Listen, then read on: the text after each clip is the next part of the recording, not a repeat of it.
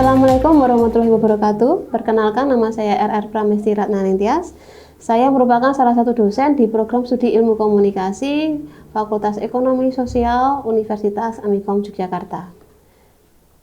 Di program ilmu komunikasi, saya mengajar mata kuliah penulisan berita sesuai dengan bidang kepakaran saya, yakni media dan komunikasi. Saat ini, saya akan menjelaskan rencana pembelajaran semester atau RPS untuk mata kuliah penulisan berita. Penulisan berita adalah mata kuliah wajib di semester 4 dengan bobot 2 SKS. Mata kuliah ini memberikan pengetahuan dan wawasan serta pengalaman terkait bagaimana melakukan liputan in-depth reporting, investigasi, dan liputan feature sebagai sidebar-nya.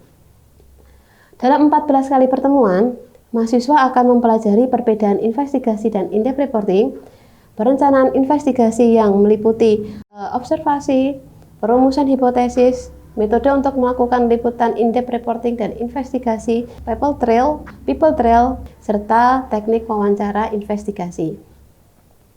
Selain itu, mahasiswa juga akan mendapatkan materi terkait storytelling atau feature, teknik penulisan feature, jurnalisme kemanusiaan yang di dalamnya terdapat isu marginalitas, jurnalisme ramah anak, jurnalisme sensitif gender, dan persiapan liputan di lapangan. Melalui mata kuliah ini, mahasiswa diharapkan mampu melihat dan sensitif dengan realitas yang ada di sekitarnya. Sehingga mahasiswa bisa melakukan liputan dengan baik dan sesuai dengan kebutuhan industri media massa. Mata kuliah ini juga memberikan kerangka untuk mematangkan perencanaan dari isu dan kasus yang dipilih, penentuan narasumber, melakukan observasi dan wawancara di lapangan, hingga memperhatikan kualitas teks berita yang dihasilkan. Sedangkan terkait dengan kemampuan akhir tahapan belajar adalah mahasiswa mampu mengkategorikan jenis-jenis berita khususnya feature, investigasi, dan in-depth reporting. Selain itu, mahasiswa juga mampu mengemukakan dan mendiskusikan bagaimana berita diproduksi, mampu melakukan rancangan dan liputan berita in-depth reporting serta investigasi. Terkait dengan metode pembelajaran, dilakukan dengan tatap muka, diskusi tanya jawab interaktif terkait materi dan studi kasus dengan pendekatan student center learning. Diskusi untuk studi kasus dilakukan sesuai dengan isu yang dipilih atau diangkat oleh teman-teman mahasiswa sebagai tugas tengah semester ataupun tugas akhir semester. Untuk penilaian terdiri dari partisipasi dan keaktifan mahasiswa di kelas, tugas di kelas, serta presentasi tugas. Selain itu juga ada penilaian dari ujian tengah semester berupa TOR liputan in-depth reporting atau investigasi. Untuk UAS berupa hasil liputan in-depth reporting atau investigasi yang sudah dilakukan oleh mahasiswa di lapangan.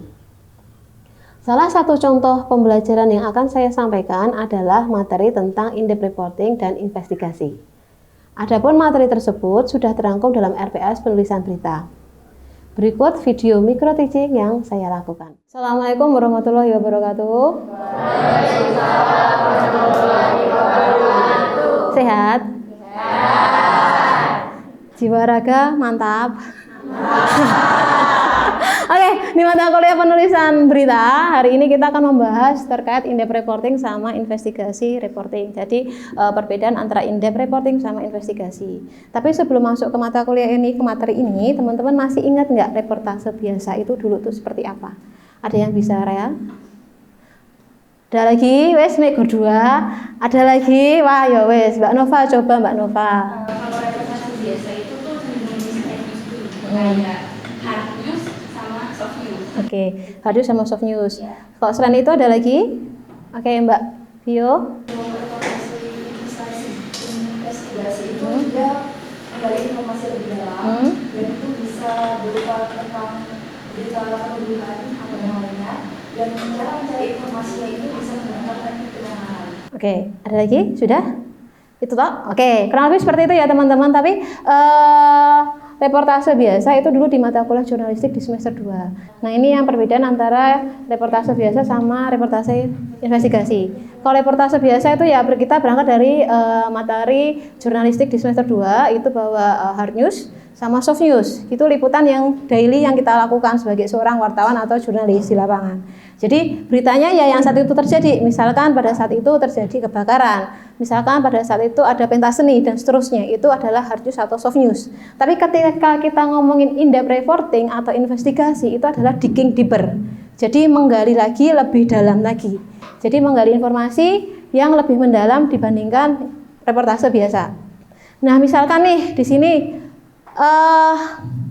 mengungkap peristiwa yang tersembunyi. Jadi kita berangkat dari isu yang ada itu. Misalkan apa ya, Mbak Fia punya ide apa ya? Berita tentang penuduhan mungkin. Oke, berita tentang penuduhan atau mungkin gini, serial killer gitu ya, pembunuhan gitu ya. Itu kan nggak, biasanya ada beberapa yang tidak bisa langsung terbuka informasinya gitu ya. Atau jurnalis tidak langsung bisa mendapatkan informasi. Nah, untuk beberapa jurnalis yang skeptis, yang tidak mudah percaya, dia akan mencoba menggali sebenarnya ada permasalahan apa dengan serial pembunuhan ini. Nah, dia akan mencoba mencari informasinya, mencoba mencari sumbernya dari mana dan seterusnya. Jadi dia coba menggali bahwa permasalahan pembunuhan itu tidak sekedar bunuh gitu, ada hal-hal lain yang perlu digali. Jangan-jangan orangnya, mohon maaf, misalkan kayak psikopat atau seterusnya, kayak gitu. Kurang lebihnya seperti itu ya.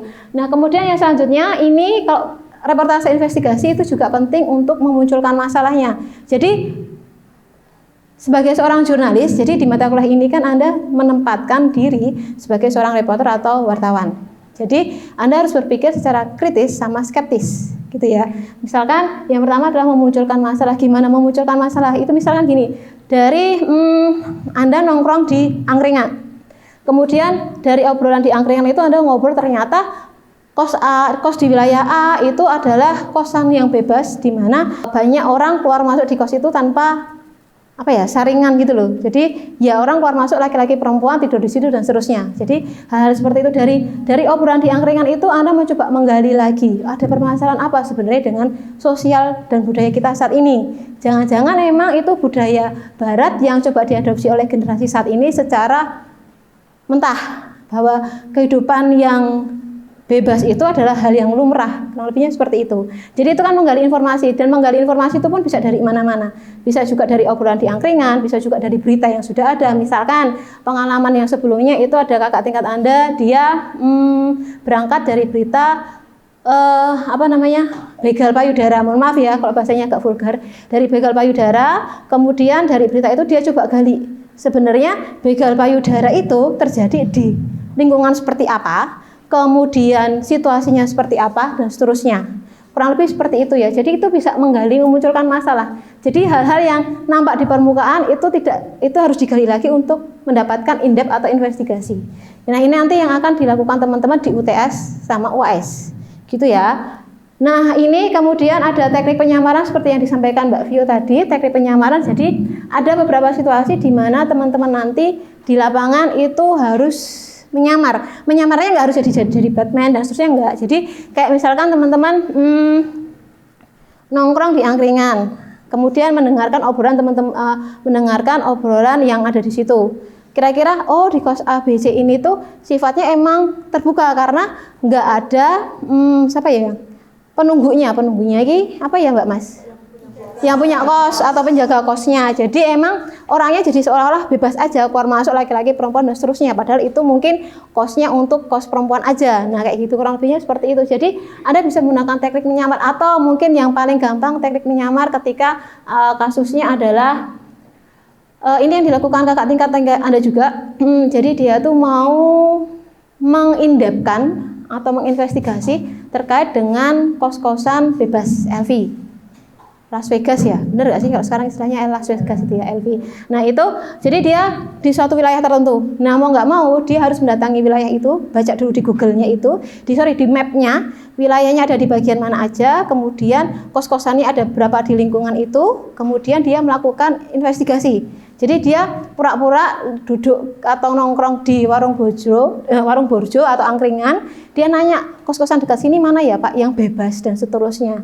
Dengan alasan mungkin ada temannya yang mau ngekos di situ, ada saudaranya yang pengen ngekos di situ dan seterusnya. Dari situ kebuka, ternyata kos A, kos B itu yang kosnya bebas, kos D, kos E itu yang ternyata kosnya murni untuk perempuan atau untuk laki-laki dan seterusnya. Kurang lebih seperti itu ya Mbak Masnya. Gitu. Kemudian ini yang perlu dipahami. Oke. Investigasi jurnalisme itu bukan daily reporting seperti yang tadi saya sampaikan, bahwa dia bukan laporan berita hari ini. Jadi bukan sesuatu yang diberitakan hari, tapi penggalian informasi lebih dalam dari permasalahan yang sudah ada. Kemudian bukan leak journalism atau jurnalisme yang bocor. Jadi bisa investigasi itu dimulai dari kebocoran informasi, tapi kebocoran informasi itu bukan jurnalisme investigasi. Gitu ya. Nah, ini kemudian beda, investigasi jurnalisme itu juga bukan single source. Jadi gini, ketika nanti Anda ke lapangan itu nggak bisa narasumbernya satu. Kalau hard news, soft news itu masih bisa satu, selama dia berkompeten di bidangnya. Itu yang mungkin teman-teman temukan di beberapa berita. Tapi kalau misalkan in-depth reporting atau investigasi tidak bisa. Minimal 3, itu pun harus berkompeten. Dan itu pun Anda tidak hanya sekedar menanyakan kenapa kasus ini bisa terjadi, kenapa itu bisa terjadi, enggak, tapi harus penggalian lebih dalam lagi dari data-data yang Anda punya sebelumnya, kayak gitu ya. Kurang lebih seperti itu. Kemudian bukan misuse information sama bukan paparazzi journalism. Jadi tidak sesederhana itu untuk melakukan in-depth reporting atau investigasi, karena butuh banyak source dari datanya, itu dari data di mana, dari data di internet, data di dokumen, kemudian data dari wawancara dan seterusnya. Kemudian jadi investigasi sendiri ini adalah watchdog journalism. Jadi jurnalis yang harus memantau, menyaksikan terkait dengan permasalahan yang ada di sekeliling kita. Jadi memang mau nggak mau Anda dituntut untuk peka terhadap permasalahan sosial kita. Nggak hanya sosial, politik, ekonomi, dan seterusnya. Kemudian eksplorasi bagaimana regulasi atau hukum itu dilanggar, sekaligus bagaimana memegang sesuatu yang akuntabel, data yang akuntabel. Kurang lebih seperti itu. Ada yang mau ditanyakan dulu sampai di sini? Ada yang mau ditanya dulu? Tidak? Yo, oke, Mbak.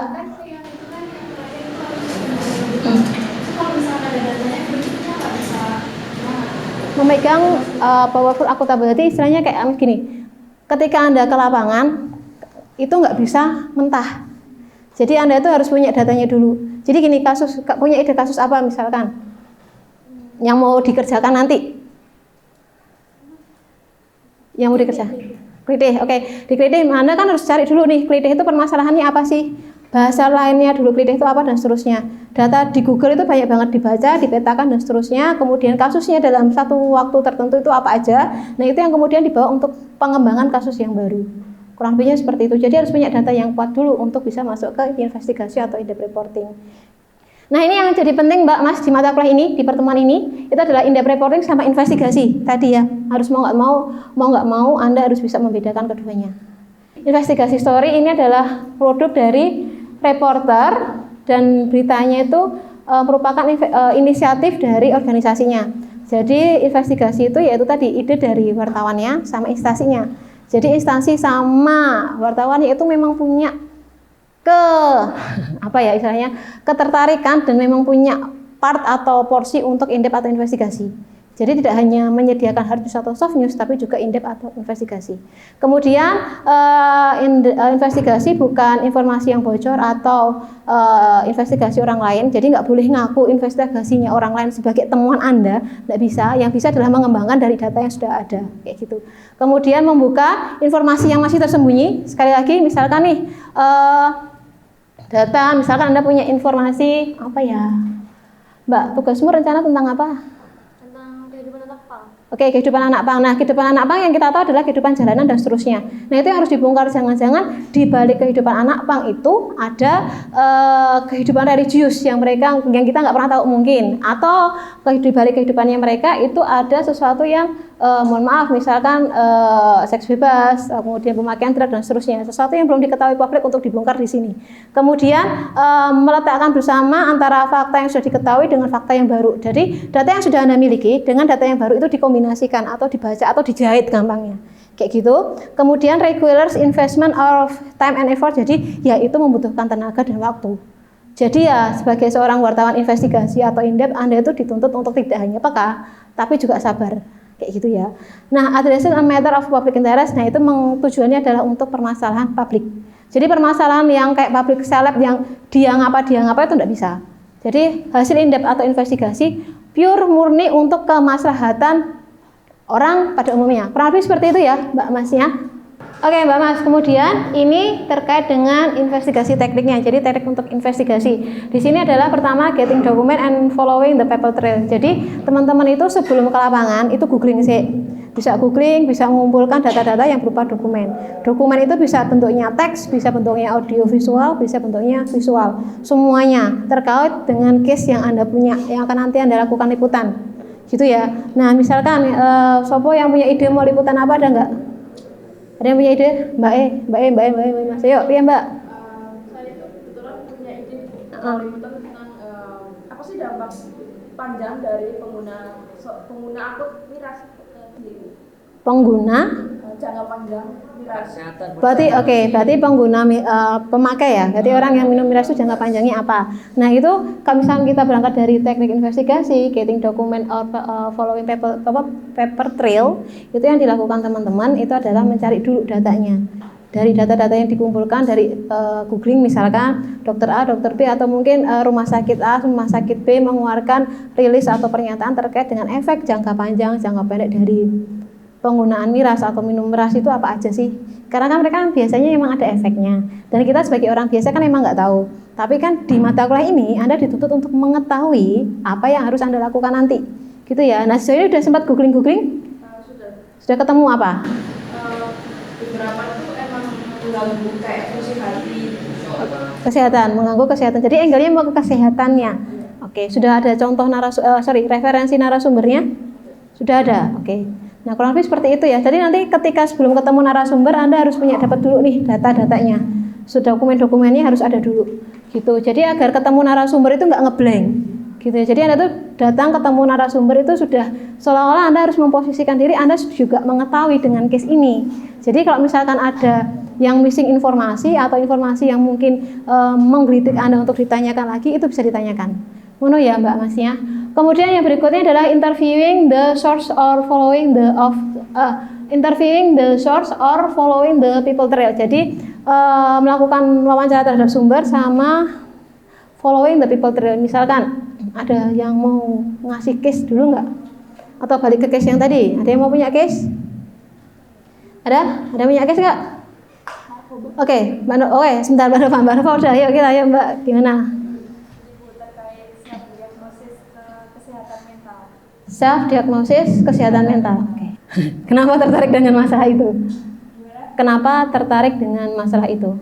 Karena sebenarnya itu kan kalau kesehatan mental, akses internet dan teknologi terkait kesehatan mental itu udah gampang banget buat diri kita di internet gitu. Cuman kayak apa ya, diri sendiri tuh kadang tuh kayak dengan berdasarkan informasi yang dia dapat tuh dia bisa mengklaim dirinya itu bahwa terkena kesehatan mental. Padahal kan kalau hal yang seperti itu kan bisa dikomunikasikan ke orang yang memang bergerak di bidang itu. Berarti self diagnosa, berarti diagnosa terhadap diri sendiri. Oke, itu juga bisa misalkan tadi kan Anda sudah punya ide untuk self diagnose, tapi juga sudah ketemu ya rencananya kan seperti apa nih dari yang Anda sampaikan. Kalau misalkan dari yang Anda sampaikan itu sendiri, berarti kan udah pasti ke psikolog ya? Atau kemana narasumbernya? Ke psikolog. Selain ke psikolog ada lagi? Kayak suatu bentuknya kayak komunitas atau yayasan yang emang dia tuh isinya tuh orang-orang yang emang paham di hal itu.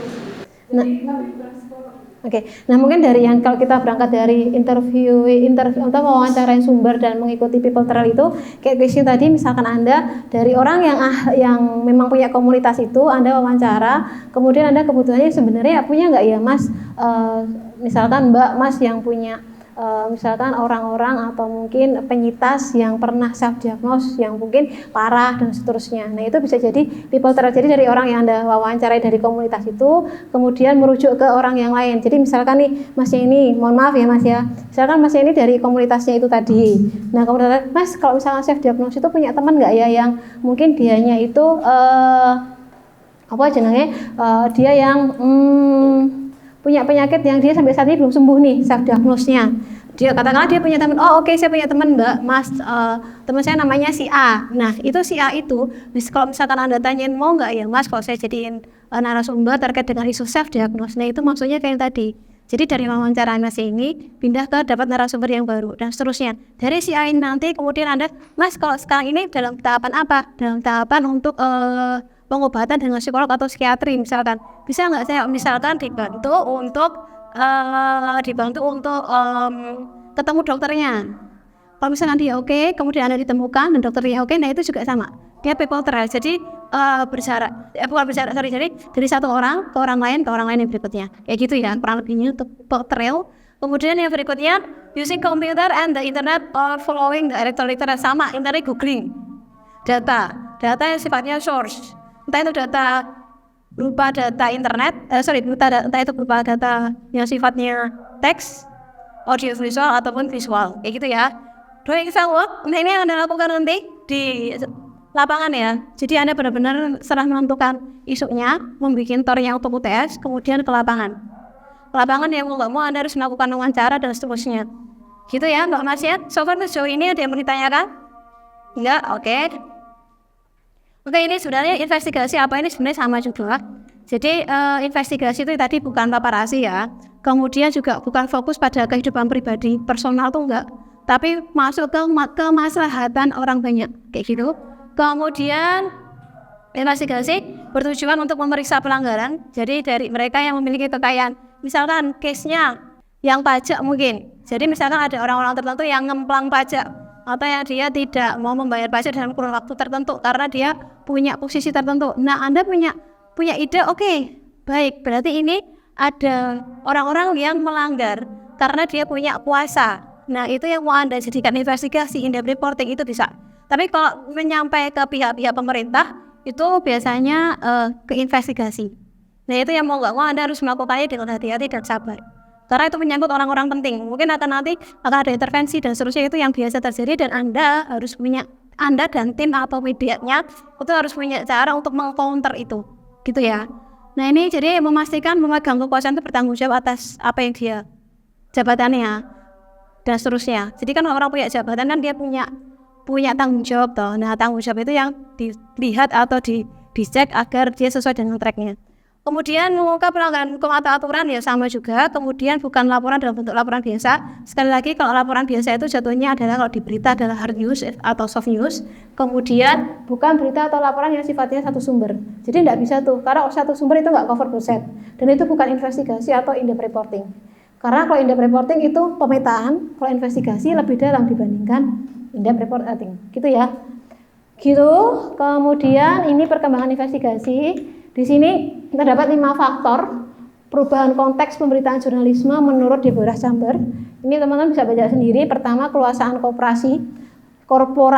Jadi keluasaan korporasi ini merintangi peran media sebagai pelayan demokrasi. Jadi keluasaan korporat ini melindungi kepentingan tertentu.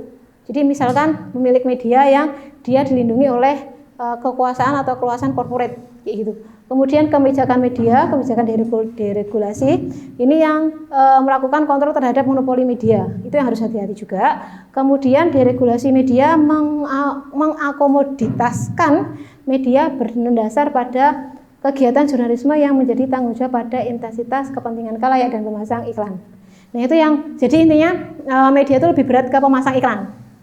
Karena dia masang iklan, dia ngasih, logikanya kalau dia pasang iklan berarti kan dia ada sumber pemasukan uang. Nah, itu yang pada akhirnya jadi membuat media itu agak pilih kasih lah gambarannya. Itu tanda kutip dia pilih kasih, memilih mau tidak lagi tajam beritanya karena melindungi pemegang sahamnya atau mungkin pemasang iklannya.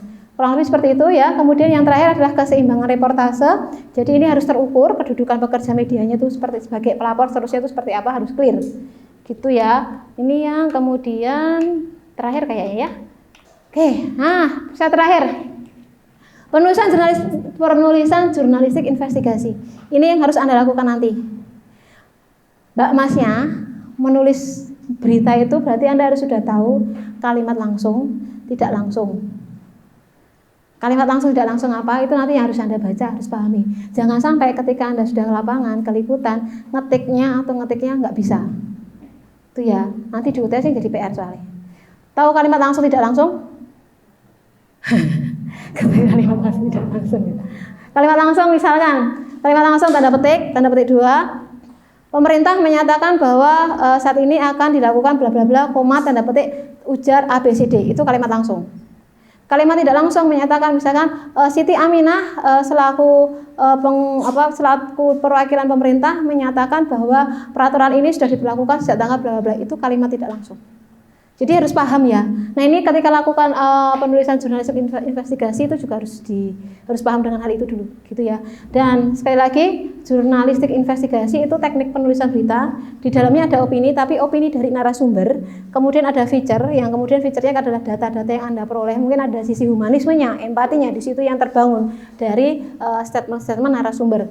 Nah ini yang kemudian diperkembangkan berdasarkan penelitian dan penyelidikan dari beberapa sumber. Kemudian yang berikutnya, wartawan menggali informasi dari berbagai pihak dan data mentah. Sekali lagi, investigasi tidak bisa berangkat dari satu narasumber. Gitu ya. Dan investigasi atau in-depth reporting itu digging deeper. Jadi menggali secara lebih dalam. Sejauh itu ada yang mau ditanyakan? Tidak? Sudah aman? Aman ya, berarti untuk tugas nanti sudah aman ya. Dimulai bukan aman, maksudnya mulai dipikirkan nanti isunya mau apa.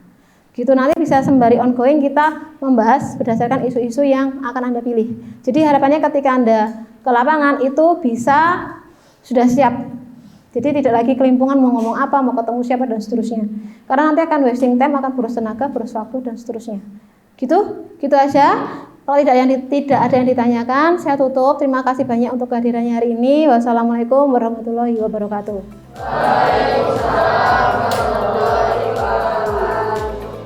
Demikian yang dapat saya sampaikan.